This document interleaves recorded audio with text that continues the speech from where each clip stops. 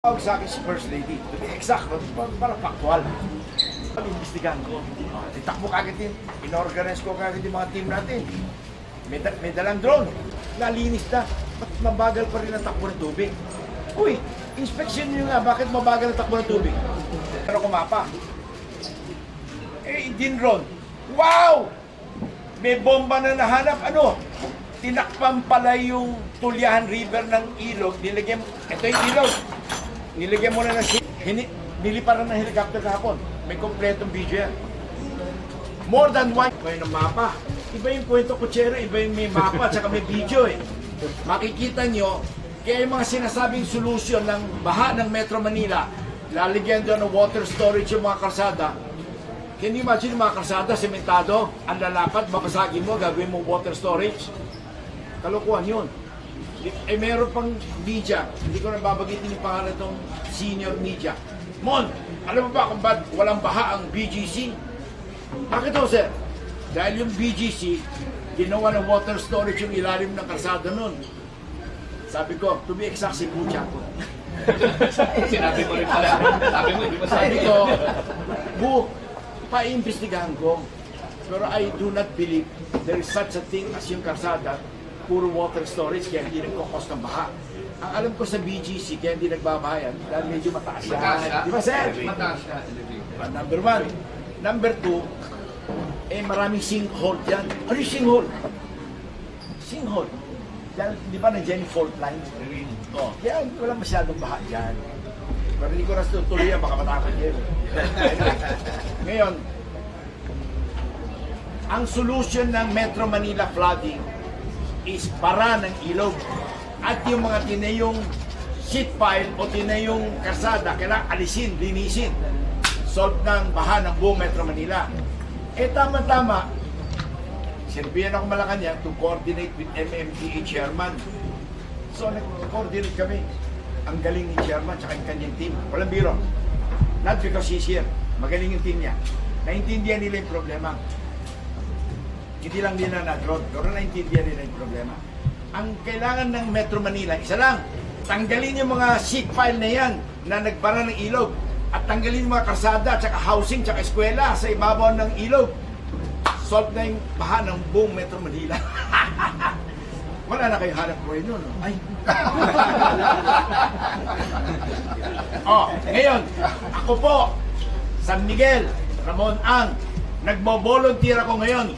Ako nang tutulong sa buong Metro Manila mag-solve ng baha at no cost to the people at no cost to the government. Kahit yung eskwela, gusto mo, bibili na ako ng lupa, kapalit nun. Tatayuan ko ng kapalit na eskwela. At yung housing, bibili na rin ako lupa para tayuan ng pabahay yung mga tao doon. Para lang alisin natin yung mga pabahay at eskwela sa ibaba ng ilog. Kaya, pag may problema, huwag tayong magtuturuan, di ba? Hanapin natin yung problema, imbestigahan natin. Hindi nga ako satisfied sa drone eh. Helicopter ko ba yan siya? If you remember last year, di ba nagbaha yung Bikutan? South Luzon Expressway, Bikutan, hanggang dito ang tubig. Biniblame na naman ako. Pinapuntahan namin kung bakit. Meron pala na construction, naglilinis ng transit mixer. Binuhos yung konkreto sa kanal. Nanigas yung buong kanal. O kasalanan ba natin yun? Hindi. Wala naturuan. Pinalitan namin lahat ng kanal. Kami gumawa nun at our cost. Concrete cutter, yung kasada, pinalitan kanal. Sinimento na bago. Meron ba kayo narinig? Wala. At no cost to the government, ha?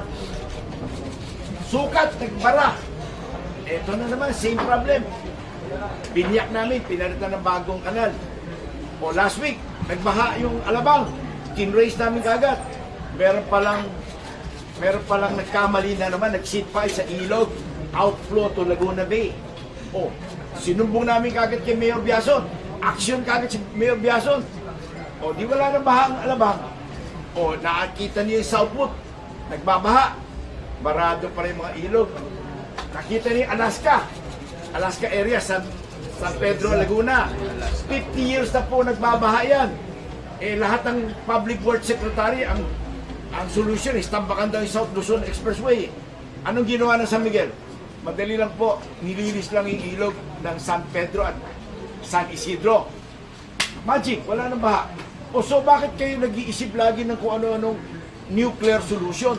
Samantala pwede naman simple lang. Linisin lang natin yung ilog. Tsaka yung mga ilog na yan, may easement po yan. Alam mo kung anong ginagawa? Tinatayuan ng bahay.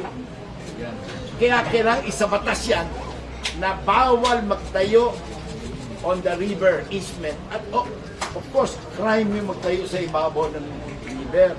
Yun lang ang kailangan. So, naging congressman ka, pare. I-push nyo na yan. Isabatas yan. Para wala nang baha ang buong Pilipinas. Ano ba problema? O tingnan nyo, nagbabaha everywhere. Ano ba problema? Nagbara lang pala yung ilog, nagtuturoan pa tayo. Tapos pag nagbara yung ilog, imbis na linisin yung ilog, gawa natin wall para may hanap buhay. O yun, patay. O yung wall. Pag nag-seat pile, di sa gilid. Sa gitna, sinik pile. Tapos nung pagka may baha na, ang dami na nila solusyon, ano? Hukayin nyo lahat ng konkreto kasada, gagawa natin ng water storage yan. Eh, ilang minuto kaya mo i-store doon sa ilalim ng kasada? Baka 1 hour, baka wala po 30 minutes. But it will cost the taxpayer billions and billions of corruption. Kaya, kita nyo, if you notice, yung area of responsibility, nakita yung NAIA Airport, every year baha yan. O ba this year, walang baha, ang lakas ng bagyo. Yung bagyo natin last 2 weeks ago, in 15 hours, 372 millimeter of water. Equivalent yan sa 24 hours of Undoy na 454, ha? So, in short, bagyo na iya, walang baha. Kasi nilinis natin yung mga ilog. Ngayon, yung mga ilog natin, linisin pa natin gusto. Ito pa ang problema. May mga genius nagtayo ng pumping station sa gitna ng ilog. Nagtayo muna ng pundasyon, tsaka naglagay ng bomba. O di lalo hindi makakadaan yung tubig. Genius! Hindi naman po ako yung Ay, genius di, na yun. ikaw yun. Ako yun. Nilinawin ko lang po. Minsan meron Parang pang kilala mo, tips, parang meron kilala mo. pang paan sa Hindi po gitna ako ng yung genius na tubig. yan, ha? Kiklarify ko lang po. Hindi, ganito. Hindi na tayo magsisisya. Nakita mo, hindi ko na tinuturo kung sino. Pero, I take it upon myself. I will cooperate with all of you at no cost to you guys. Kami lang gagawa. Wow! Kita mo, ang daming solution, ang daming pera pinag-uusapan. Kami lang gagawa. San Miguel na magkiklearing. Pero without you guys authorizing us, hindi namin magagawa yun. Paano namin bubunutin yung mga yun? But with MMDA and mayors, ay, yung lahat ng obstruction na yan, bunutin natin para mawala na yung baha. Kailangan pa ba ng batas yun? Hindi na. Gawin mo lang. Pabayaan mo na sila magdemanda kung gusto nila. Ba tama? Political will. Oo. Yung mga nagtayo ng bahay sa gitna, tanggalin na yun. Bigyan natin ng pabahay para naman din nila sabihin, eh, basta lang silang pinaalis, di ba? Oo. Oh, so, di ba, ang liit ng problema, ang dami nyo pang genius na nakita ko sa television. Ikaw pa yung genius. Hindi raw ako. Hindi siya. Hindi ikaw. Hindi, napanood ko sa television. Sabi ng mga master planner daw ay, kailangan hukayin yung mga kasada, gawing water storage lahat yan. Ang bigyan ko yung example. Bakit nagbabaha sa Talayan Village, Quezon Avenue, Araneta Avenue? Bakit nagbabaha? Hindi nyo alam ano? Papakitaan namin kayo ng video. Yung tubig ng San Juan River, dapat yan pupunta sa Manila Bay. Guess what? Iniiwan nila mga bahay. Kaya hindi makaliko yung tubig, hindi makalabas. Yung tubig yan, hindi nga dapat pinapaliko eh. So yung tubig, Crooked River, we should buy the right of way para dagdagan yung flow ng diretso. Eh, hindi, tiniwan pa ng bahay. Ang Joseph. Kaya kawawa yung mga tiga Quezon Avenue, Talayan Village, Oh, grabe. Santa Mesa Heights. Nagsasara nga yung Skyway. Yung Oh, Skyway hindi yata, makababa. ba? Hindi makababa. Early announcement, shut down yung QLC. O tingnan mo, Wes, sa lugar mo, sa NLEX, bakit nagbabaha? Ang baha ng NLEX. Taas. O, so solving ko yung problema ngayon. O, pare, magkano pusta natin? O. Sama ko dyan. Pwede ba akong bumakas sa pusta? Of course! Solve yan! Tama na. The first time yung flex exit natin. Eh, ang dali-dali na problema yan. Pinapahirap pa. Ang dami pang kwento kutsero, di ba? Eh, magkano isang taon ng flood control natin? Ilang billion? This year po sa DB 34 billion for NCR. Hindi. Mali yung figure. Hindi, sa NCR. NCR lang yan. NCR lang yun. Buong Pilipinas. Buong Pilipinas, magkano? Mga 800. Congressman ka eh. 500 500 ano? billion. Billion! My God! Nilinis natin yung buong Pasig River. Kasama na yung cost ng heavy equipment, 2 billion. Tama. 2 billion piso. Kasama na yung heavy equipment ng backhoe, barge, tugboat, lahat na, kasama na. 2 billion piso. Nalinis yung buong Pasig River. Sa intindihan nyo. Oo. Sa amin. Tapos na sila eh. So, mga bossing, pagtulungan natin to. Ako ang worker niyo. But of course, with your authority, allowing us to go down and remove all this obstruction. Solve yung bahan na yan. Puntong usapan nito, nung may bagyo, nagbaha yung Commonwealth Avenue.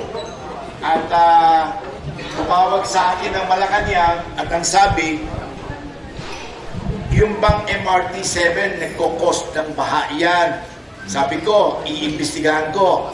So nung inimbestigahan namin, nagbara lang pala yung drainage na maliit. So ano kailangan? Palakihin yung drainage ng Commonwealth Avenue, not MRT-7.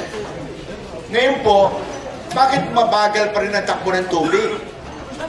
So, hinanap namin, di-drone shot namin, yung pala ho, Tulyan River, na main drainage ng Lamesa Dam, na papunta yung tubig sa Manila Bay, natayuan pala ng karsada, more than 1 kilometers.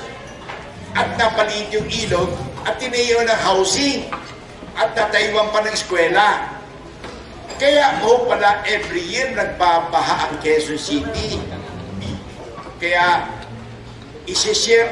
Ngayon, nung nag-usap-usap kami ni Chairman, sabi ni Chairman nung isang araw, last Tuesday ata kami nag-usap eh. Sabi niya, Ramon, tumulong ka na para i-clear natin yung mga ilog na yan. Opo, Chairman, tutulong po ako. Kanya lang, hindi ko naman magagawa yan without government's authority to allow us to go down to clear the rivers and creeks. Sabi niya, madali yan. Chairman, madali. Sabi niya, imbitahin natin yung mga mayors ng Metro Manila kung saan yung may mga baha para mapakita sa kanila yung problema para madali natin magawa ng solusyon. Kanya po tayo nandito ngayong araw nito. At kami po sa San Miguel tutulong, linisin yung mga ilog na yan with the cooperation of local government for free para mapabilis natin yung pag-alis ng baha. Mga kababayan, naalala niyo ba yung mga baha kung saan-saan dito? Yung Bikutan, last year, di ba? Grabe baha. Sinolve namin yan immediately within 30 days. Sukat, sinolve din namin yan. Gumawa kami ng bagong drainage. O yung Alabang, last week, nagbaha. Nilapitan namin kagad si Mayor Biason. Action man kagad to. Binigyan kami ng authority para linisin yung bara sa dulo. Solve kagad. Ibig sabihin, pag may problema, hahanapin lang natin yung problema para ma-solve natin kagad. Kasi pag government ho ang gagawa, magpapabidding pa kayo eh. Kami sa private sector, kung saan yung bara at saan yung sira, magagawa namin kagad yan. Dahil private fund yan eh. No? Walang cost to the government. Kaya kami ho, nagbo-volunteer ho ngayon para tumulong na ho sa mga local government. Kung saan ho kayo may baha sa Metro Manila, gagawin ho namin lahat na magagawa namin para matulungan namin isolve yung problema. Ngayon po, meron ho kami presentation dito to show you the problem. After that ho, magkakaroon ng open forum para baka meron kayong gusto itanong sa mga magkikiting nating mayor dito, tsaka kay Chairman Artis. Salamat po.